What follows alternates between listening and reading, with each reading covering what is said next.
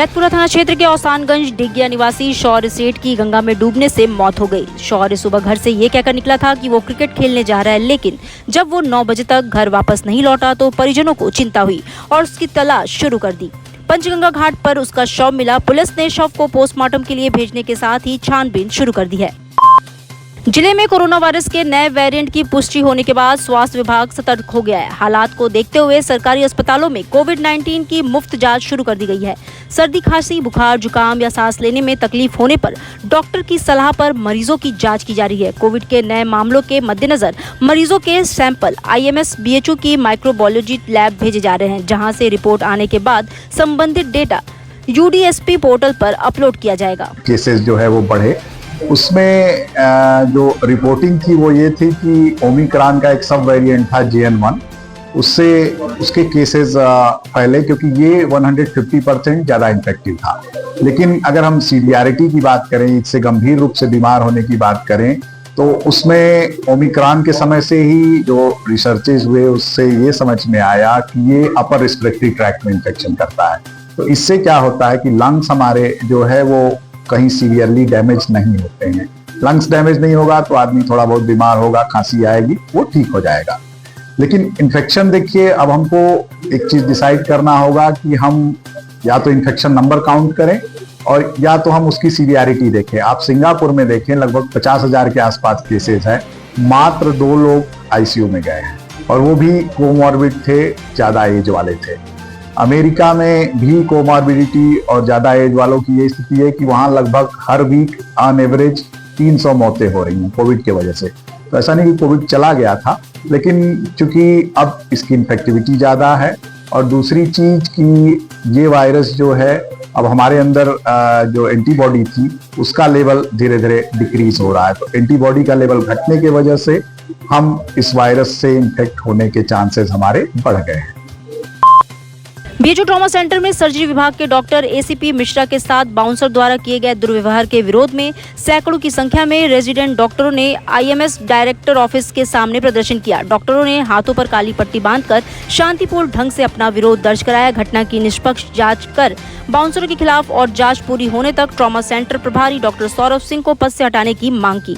वहीं जताया कि यदि मांगों पर विचार नहीं किया गया तो आंदोलन तेज करेंगे। जितना हम लोग को जानकारी है वह ये है कि वे अपने काम से जा रहे थे, जहाँ पे ट्रॉमा सेंटर के PI professor Saurabh Singh sir और उनके बीच में कोई हादसा हुआ और इसके पश्चात उन्हीं के बाउंसर ने हमारे प्रोफेसर के साथ अभद्रता किया। इस चीज़ के लिए हम लोग सर के साथ समर्थन में खड़े हैं तथा यह चाहते हैं कि उनके ये बाउंसर के खिलाफ एक निष्पक्ष कार्रवाई हो तथा जब तक इस मामले का हल नहीं निकाला जाता हम लोग चाह रहे हैं कि ट्रॉमा सेंटर से जो PI हैं वह उनके जगह पर उनका पद डायरेक्टर साहब को दिया जाए। इससे पहले क्या आप लोगों से भी बाउंसरों का विवाद या किस तरह का दुर्व्यवहार का मामला आया था? बाउंसरों के खिलाफ डायरेक्टली हमारे ऊपर नहीं, लेकिन काफ़ी कंप्लेंट्स आई थी, चाहे वो मरीज़ के साथ हों या वो मरीज़ के अटेंडेंट्स के साथ हों। तो क्या मांग करते हैं? क्या मांग करते हैं आप? मांग क्या करते हैं? मांग हमारी यही है कि इस हादसे को लेकर एक निष्पक्ष कार्रवाई हो तथा जब तक ये कार्रवाई चलते रहे ट्रॉमा सेंटर के प्रोफेसर इंचार्ज की पद को डायरेक्टर साहब को दिया जाए जब तक इसका हल नहीं निकाला जाता तथा इन बाउंसर के खिलाफ सख्त से सख्त कार्रवाई हो। बीती रात रिलायंस जियो इन्फोकॉम लिमिटेड के चेयरमैन और मुकेश अंबानी के पुत्र आकाश अंबानी ने बुधवार रात 10 बजे काशी विश्वनाथ मंदिर में दर्शन पूजन किया। आकाश ने बाबा विश्वनाथ का विधि विधान से पूजन किया और करीब 10 मिनट तक विशेष पूजा में भाग लिया। दर्शन के बाद आकाश अंबानी ने कहा कि बाबा विश्वनाथ के दर्शन से मन को अपार शांति मिली। काशी विश्वनाथ धाम को अद्भुत और भव्य रूप दिया गया है। उनकी ये यात्रा आध्यात्मिक और निजी महत्व की रही। उत्तर प्रदेश सरकार के मत्स्य मंत्री और निषाद पार्टी के राष्ट्रीय अध्यक्ष डॉक्टर संजय कुमार निषाद वाराणसी पहुंचे। उन्होंने नागरी नाटक मंडली कबीर चौरा में आयोजित मत्स्य पालक मेला एवं जातीय जनगणना विषयक गोष्ठी में मुख्य अतिथि के रूप में भाग लिया। इस दौरान मछुआ समाज के उत्थान के लिए सरकार की प्रतिबद्धता को दोहराया। मंत्री ने प्रधानमंत्री मत्स्य संपदा योजना और मुख्यमंत्री मत्स्य योजना के माध्यम से लाभार्थियों को 60% तक की subsidy, ice box, fish van, तालाब निर्माण और कोल्ड स्टोरेज जैसी सुविधाओं की जानकारी दी। जिलाधिकारी सत्येंद्र कुमार ने गुरुवार को पहाड़िया स्थित ईवीएम वेयर हाउस का निरीक्षण किया। इस दौरान वेयर हाउस की सुरक्षा देखी, वहीं कंट्रोल रूम में जाकर वहां लगे सीसीटीवी कैमरों की कार्यशीलता की स्थिति को भी जाना। उन्होंने सुरक्षा व्यवस्था को चाक चौबंद रखने के निर्देश दिए। उन्होंने निर्देश दिया कि वेयर हाउस के चारों ओर लगाए गए सीसीटीवी कैमरों के माध्यम से वाह्य सुरक्षा व्यवस्था की निरंतर निगरानी की जाए। उन्होंने ये भी सुनिश्चित करने को कहा कि भारतीय निर्वाचन आयोग के दिशा निर्देशों का पूरी गंभीरता के साथ पालन किया जाए। उत्तर प्रदेश की योगी सरकार ने गुरुवार को 5 आईपीएस अधिकारियों के तबादले किए, जिसमें वाराणसी के पुलिस प्रशासन में भी महत्वपूर्ण बदलाव देखने को मिला। वाराणसी के अपर पुलिस आयुक्त शिवासिप्पी चन्नप्पा का ट्रांसफर कर दिया गया है। 2009 बैच के आईपीएस अधिकारी चन्नप्पा को अब पुलिस उप महानिरीक्षक गोरखपुर के पद पर नियुक्त किया गया है। काशी की महिलाएं योगी सरकार की मदद से आत्मनिर्भर बनकर एक नया कीर्तिमान रच रही हैं। स्वयं सहायता समूह की मातृशक्ति अब बाबा विश्वनाथ के 11 खास प्रसाद और पूजन सामग्री को एकादश उपहार के रूप में पेश करेगी। ये खूबसूरत पैकेट भक्तों के लिए आध्यात्मिक तोहफा और पर्यटकों के लिए काशी की यादगार निशानी होंगे। इस काम से 100 महिलाओं को रोजगार मिलेगा, जो उनकी जिंदगी को और बेहतर बनाएगा। वाराणसी के पुलिस कमिश्नर मोहित अग्रवाल ने यातायात लाइन सभागार में एक जरूरी बैठक की, जिसमें शहर के यातायात को आसान बनाने, कानून व्यवस्था को मजबूत करने और लोगों की सुरक्षा बढ़ाने के लिए कई बड़े कदमों की घोषणा की।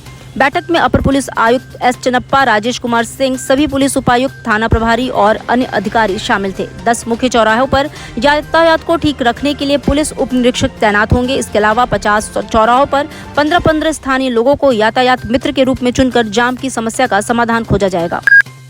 शहर में यातायात व्यवस्था को दुरुस्त करने के लिए पुलिस कमिश्नर मोहित अग्रवाल गुरुवार को स्वयं दल बल के साथ सड़क पर उतरे। उन्होंने सिगरा थाना क्षेत्र में कैंट से इंग्लिश लाइन चौराहे तक पैदल गश्त कर यातायात की स्थिति का स्वयं जायजा लिया। इस दौरान डीसीपी काशी जोन गौरव बंसवाल, इंस्पेक्टर सिगरा और अन्य पुलिसकर्मी उनके साथ रहे। निरीक्षण में सड़क किनारे बेतरतीब खड़ी गाड़ियों को देखकर उन्होंने सख्त नाराजगी जाहिर की और अतिक्रमण व अवैध पार्किंग के खिलाफ कार्रवाई के निर्देश दिए।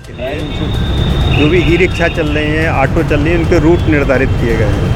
उसके लिए बार कोड दिए गए हैं, अलग अलग कलर के कलर कोडिंग के हिसाब से ये बार कोड दिए गए हैं। तो ये ई रिक्शा अपने निर्धारित मार्ग पर चलें, जिसकी आज चेकिंग हो रही है कि गलत रूट पर तो कोई नहीं चल रहा। इसके अलावा ऑटो जो ग्रामीण क्षेत्र में जिनका परमिट है वो सिटी एरिया में तो नहीं चल रहा है, इसकी चेकिंग की जा रही है। साथ ही साथ जिन लोगों ने सड़कों पर अतिक्रमण कर रखा है उनके विरुद्ध भी कार्रवाई की जा रही है।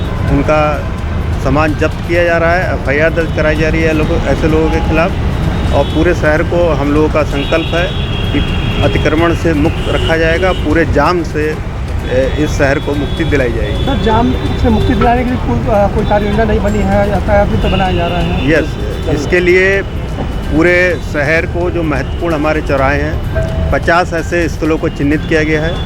वहाँ पर एक एसआई या चौकी इंचार्ज की वहाँ पर जिम्मेदारी तय की गई है। वो लोग आसपास के लोगों को हर चौराहे से कम से कम 15 लोगों को पुलिस यातायात मित्र के रूप में चिन्हित करेंगे। उनकी साप्ताहिक बैठक हुआ करेगी, जो उस चौराहे के बारे में अपनी राय देंगे कि वहाँ जाम क्यों लगता है, किस टाइम ज़्यादा जाम लगता है। जब भी जाम लगेगा तत्काल वो पुलिस को सूचित करेंगे। वो अपने सुझाव भी उनसे लिए जाएंगे कि उस पर्टिकुलर चौराहे को या उस रोड को जहाँ के वो रहने वाले हैं वहाँ पर उसको जाम मुक्त रखने के लिए क्या उपाय किए जा सकते हैं। जो उनके सुझाव होंगे उस पर विचार करके उसको इम्प्लीमेंट किया जाएगा।